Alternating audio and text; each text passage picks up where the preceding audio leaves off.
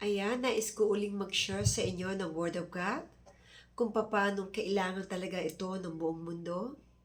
Ang ipanganak muli ang ating espiritu dahil tayo ay naging makasalanan mula pa lang tayo pinanganak.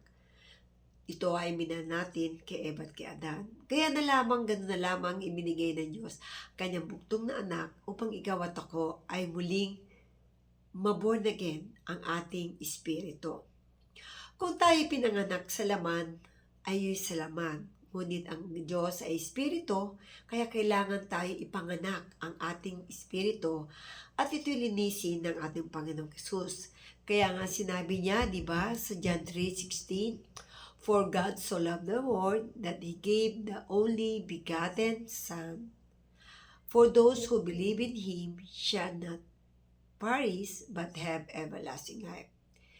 Gayon na lamang ang pagmamahal ng ating Diyos. Ibinigay niya ang kaisa-isang anak upang ikaw at ako ay maligtas at upang ikaw at ako ay magkaroon ng buhay na walang hanggan at hindi tayo maparusahan sa impyerno. Ganong kabuti ang Diyos sa buhay mo at buhay ko. Kaya nga lang ang ibang tao ay nagiging literal ang pagkaunawa sa born again. Ang born again ay ipinanganak. Amen po ba? Ang ipinanganak ay ang espiritu mo. Dahil hindi ka naman pwede ipanganak muli sa puwerta ng iyong ina upang isole. Ang ipinanganak sa laman ay sa laman. Kaya ang born again ay hindi relihiyon. Ito ay relasyon na makapagtitibay kung gaano ipinanganak muli ang iyong dating espiritong masama ay naging espiritong mabuti dahil sa banal dugo ng ating Panginoong Hesus at sa iyong pagtanggap sa ating Panginoong Hesus, doon mananahan ang Espiritu ng Diyos sa puso mo, sa isipan mo at sa buhay mo. Kaya nga, born again binago ng Diyos. Kung dati kang palamura, hindi ka na magmumura. Kung dating ikaw ay galit na galit sa mundo, hindi ka na magagalit dahil ang Diyos ay pag-ibig. Hindi ka dapat magalit at hindi mo dapat gawa ng masama ang kapwa mo dahil ang Diyos ay hindi gumawa ng masama sa buhay mo. Iniligtas ka nga niya kahit ikaw ay makasalanan. Minahal ka nga niya dahil ikaw ay mahal-mahal niya. Dahil ikaw ay naparito siya para sa iyo. Kahit anong sama mo, kahit anong nagawa mo sa mundong ito, ay pwedeng linisin ng Diyos ang puso mo. Kung paano ang iba ay pinanganak muli ang kanilang espiritu, ikaw at ako ay may pag-asa. Dahil buhay ka, dahil mahal ka ng Diyos, dahil nilikha ka niya, at dahil ikaw ay mahal niya, iniintay ka niya na tanggapin mo siya. Papasukin mo siya kapatid sa iyong puso. Huwag mo siyang baliwalain. Iniintay ng dalawang kamay. Ang Diyos ay patuloy nakahain ang kanyang kamay. Ang sabi niya, "Ikaw aking anak, na lubhang nabibigatan sa lahat ng problema.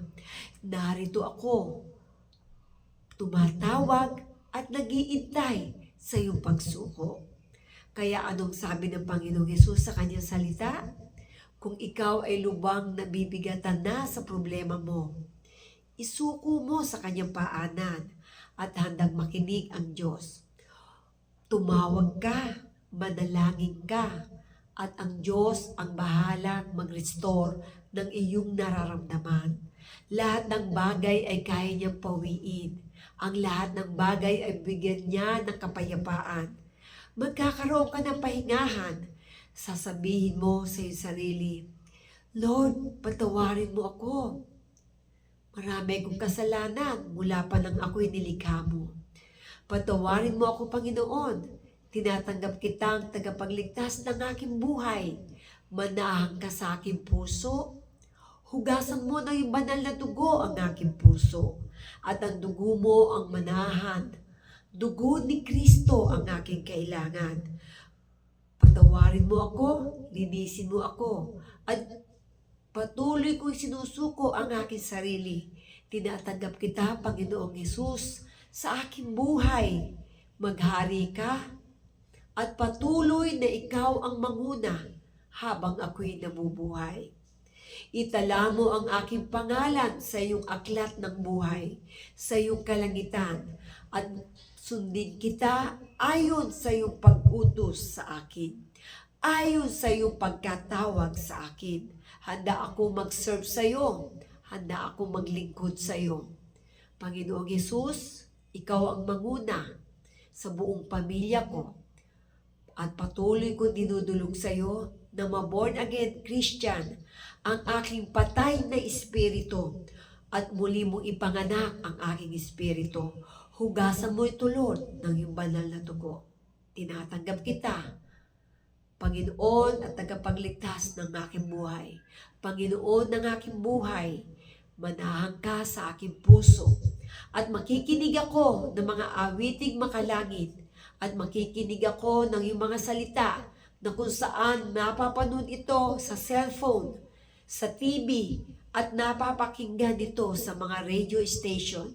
Ang born again Christian ay patuloy palawakin mo na maraming magising at maraming tao na patuloy ipanganak ang kanilang espiritu upang magkaroon ng relasyon na matibay na pundasyon sa pananalig sa iyo, upang hindi kami magawa ng anumang gawa ng demonyo, hindi kami madapi at hindi kami maglumok, bagkus tatapakan namin ang gawa ng demonyo sa aming mga buhay. Ilayo niyo po sa amin ang mga masasamang gawa. Ilayo niyo po sa amin ang mga taong masasama ang mga pinaggagawa. Bigyan mo kami ng kaibigan na makadiyos at makatao at mapagmahal at sumusunod sa iyong salita. Ikaw ang aking kailangan, Panginoon, at patuloy diligan mo ang aking uhaw na puso ng iyong salita at patuloy handa ako magpadilig ng mga salita mo. Pagka ikaluluwa ang ihain mo, patuloy, Lord, mangusap ka hanggang sa aking buhay. Ikaw ang manguna. Panginoong Hesus, maraming salamat. Tinanggap mo na ako. Panginoong Hesus, maraming salamat. Tinalaga mo na ang aking pangalan sa iyong aklat ng buhay. Panginoong Hesus, buong pamilya ko, ingatan mo. Patuloy ikaw magpala at patuloy kang magpakahayag sa aming angkan hanggang sa ika-4 na saling lahi. Nananampalataya ako, kakakilala ang buo kong angkan dahil katulad ni Joshua, sinabi niya, as for me in my house, we will serve the Lord. Lord, mananampalataya ako na buong pamilya ko ay makakakilala at maglilingkod sa iyo. At kung ikaw naman ay sumunod sa panalangin na yan, ay patuloy sasamahan ka ng banal na Espiritu Santo ng Diyos sapagkat ang Diyos ay sumasa iyo. Ang sino mang tumatawag at tinatanggap ang salita ng Diyos, siya ay naparoon upang pumasok sa iyong puso. Salamat kapatid at sumabay ka sa panalangin. Ang panalangin na yan ay para sa iyo, pagkain kaluluwa ng ating espiritual. Kaya ako si Pastora Winona ay patuloy nagpapasalamat na tayo sasamahan ng libu-libong anghel at ng banal na Espiritu Santo ng Diyos ang patuloy na sumasa atin at patuloy na gagabay ang Panginoong Hesus sa ating buhay. Kaya lalo tayong kumapit at manampalataya sa ating Panginoong Hesus. Walang imposible sa Diyos, walang mahirap sa Diyos. Ikaw at ako ay pagyayamanin niya spiritually, physically, at financially. Dahil ang Diyos ang ating Ama, ang Diyos ang patuloy na sa ating buhay ay mananahan at gagabay magpakailanman. Amen and amen. To God be the glory. Thank you for your listen. Please follow more Word of God in my FB page. Love you all.